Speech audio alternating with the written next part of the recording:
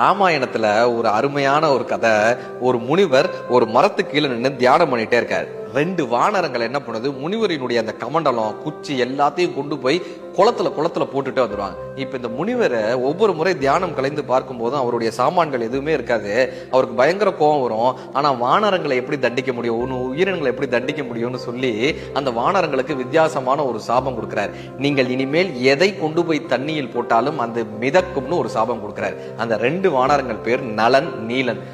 பின்னால ராமர் பாலம் கட்டும் போது ராமர் இதை சொல்றாரு, நீங்க எல்லாம் கல்லை கொண்டு வந்து அந்த நலனிடமும் நீலனிடமும் கொடுங்க.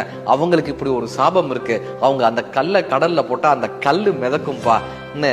அந்த கல்லை நலன் நீலனிடம் கொடுத்து அவர்கள் அந்த பாலத்தை கட்டினார்கள்ன்றது ராமாயணம் நமக்கு காட்டக்கூடிய கதை. ராமர் பாலம் கட்டினாரா, கல் மிதக்குமா என்ற கேள்வியெல்லாம் தாண்டி யார் ஒருவன் தனக்கு கிடைக்கக்கூடிய சாபத்தை கூட வரமாக மாற்றுகிறானோ அவன் வரலாற்றில் நிற்பான்றத ராமாயணம் நமக்கு காட்டுகிறது.